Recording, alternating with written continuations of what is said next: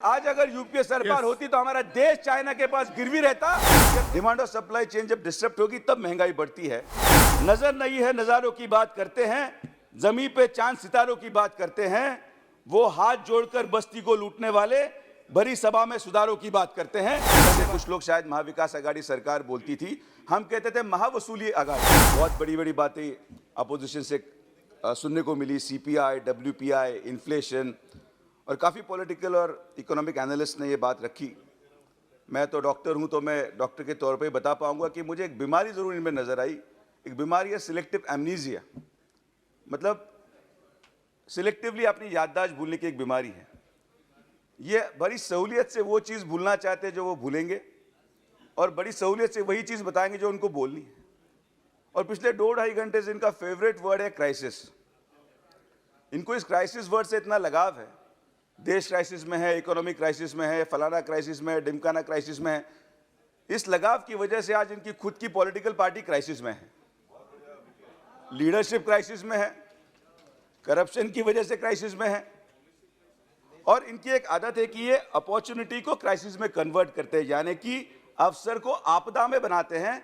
लेकिन हमारे पंतप्रधान नरेंद्र मोदी हैं जो आपदा को अवसर में कन्वर्ट करते हैं। ये हमारे प्रधानमंत्री जी की ताकत है। बातें बहुत हो गई सर, टाइम भी बहुत कम दिया है सर। मैं एक आम आदमी के तौर पे समझ सकता हूं कि किसी भी चीज को डिस्टर्ब करने के लिए, इन्फ्लेशन होने के लिए डिमांड और सप्लाई चेन को डिस्टर्ब होना जरूरी है।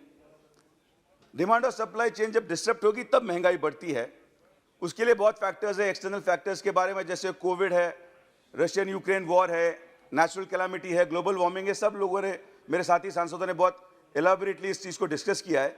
लेकिन पिछले 2.5 साल में हमारे महाराष्ट्र राज्य में जो एमवीए सरकार है, जिसे कुछ लोग शायद महाविकास आघाड़ी सरकार बोलती थी, हम कहते थे महावसूली आघाड़ी।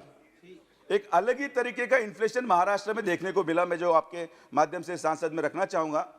सर, डिमांड और सप्लाई कैसे था? डिमांड हमारे मंत्री जी करते थे और सप्लाई हमारे ब्यूरोक्रेट करते थे। मंत्री जी ने तहसीलदार से 50 लाख रुपए ट्रांसफर में मांगे और सप्लाई तहसीलदार ने 50 लाख रुपए दे दिए। अब इस डिमांड और सप्लाई चेन की वजह से जो कोई भार जो पड़ा है वो आम आदमी पड़ा, कि जिस अधिकारी ने मंत्री को पैसे दिए ट्रांसफर के लिए, वो उसको कॉमन आदमी से वसूलता था। और इसकी वजह से महावसूली आघाड़ी के पिछले 2.5 साल के पूरे कार्यकाल में बहुत बड़ा इन्फ्लेशन महाराष्ट्र में हमको देखने को मिला। एक एग्जाम्पल मैं बताता हूं कि अकेले कोविड पीरियड में सर, अकेले कोविड पीरियड में अलग अलग नियमों के माध्यम से जो फाइन कलेक्शन हुआ है महाराष्ट्र गवर्नमेंट के द्वारा, 300 करोड़ रुपए फाइन कलेक्शन नियमों के उल्लंघन के लिए आम आदमी से लिया गया। हॉस्पिटल बिल कंट्रोल में नहीं किए गए, लेकिन इस तरीके का डिमांड और सप्लाई आपको महाराष्ट्र को देखने को मिला।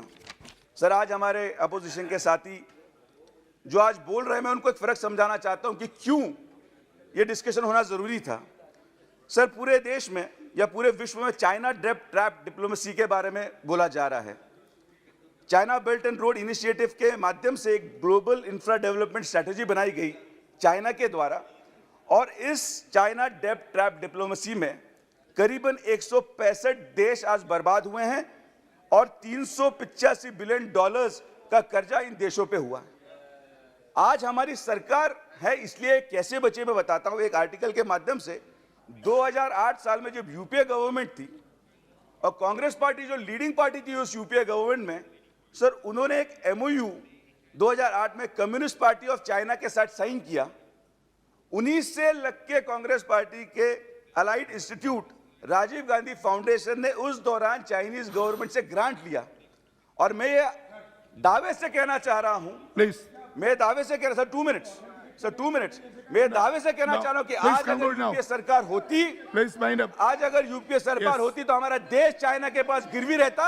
यह पंतप्रधान नरेंद्र मोदी की सरकार है, इसलिए हम आत्मनिर्भर बने और आज हम विकास की तरफ आगे बढ़ रहे हैं। सर, मैं अपने अंत में इसी 2 पंक्तियों से पूर्ण विराम देना चाहूंगा। सर, नजर, सर, मेरा एक शेर के माध्यम से मैं समाप्त करना चाहूंगा।